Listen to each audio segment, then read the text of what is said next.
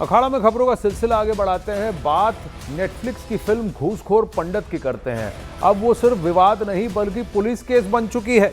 लखनऊ में एफआईआर दर्ज हुई है, सड़कों पर विरोध चल रहा है और संत समाज का आक्रोश है। और इन सब के बीच अब फिल्म के निर्देशक नीरज पांडे बैकफुट पर आते दिख रहे हैं। प्रमोशनल कंटेंट को हटाया गया है और अब सफाई दी जा रही है।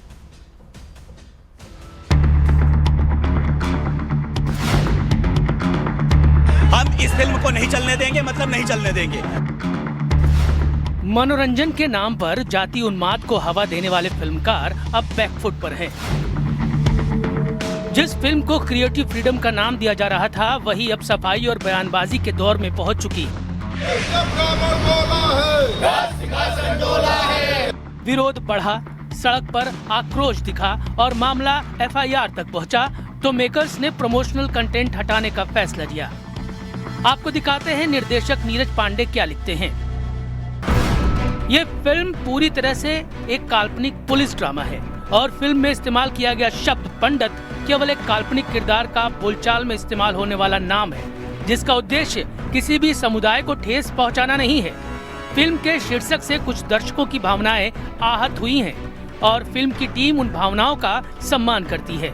इसी को ध्यान में रखते हुए निर्माताओं ने फिलहाल फिल्म से जुड़े सभी प्रमोशनल कंटेंट हटाने का फैसला किया है।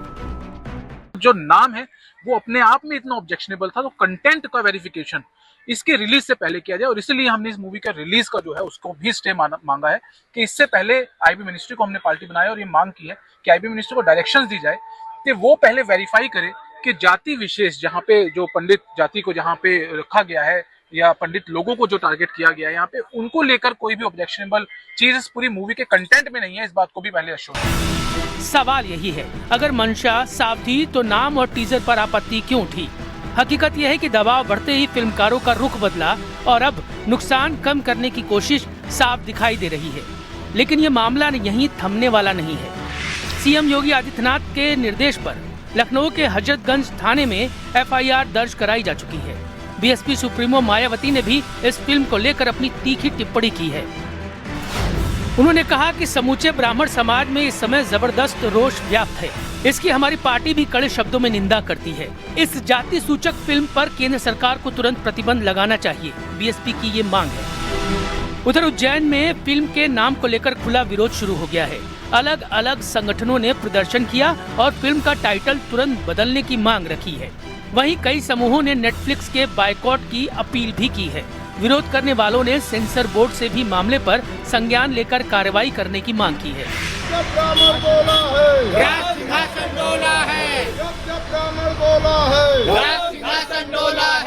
जिसने फिल्म बनाई है उसको तो भगवान से प्रार्थना करते हैं कि इसके पूरे परिवार का विनाश हो जाए, क्योंकि हम लोग आशीर्वाद देने वाले पंडित हैं।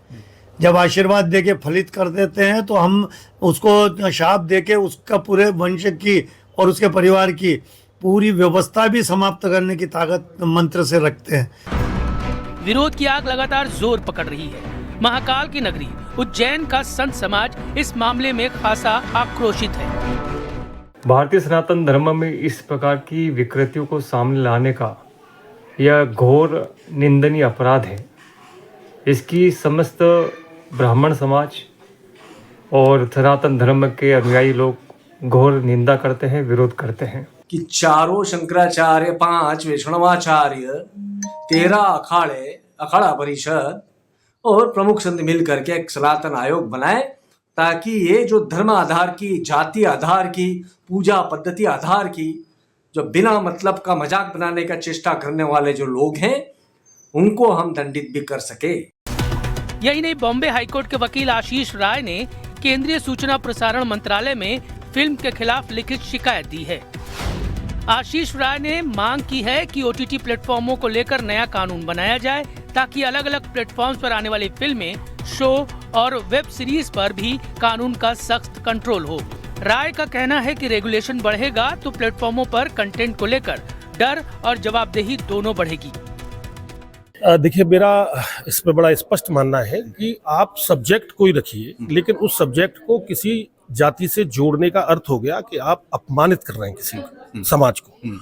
तो आप घूसखोर शब्द रखिए, घूसखोर एक समस्या हो सकती है, उसके समाधान के रास्ते के लिए फिल्म बननी भी चाहिए, कोई आपत्ति नहीं, लेकिन किसी समाज को जोड़ देना, आप घूसखोर कोई जाति को संबोधित करके आप बोल रहे हैं, ये निंदनीय है, आपत्तिजनक है, और ये जिन्होंने भी ये बनाई है उनके खिलाफ कार्रवाई होनी चाहिए, कानूनी कठोर। उधर मध्य प्रदेश की राजधानी भोपाल में भी इस फिल्म के खिलाफ लोगों का गुस्सा सड़कों पर आ चुका है।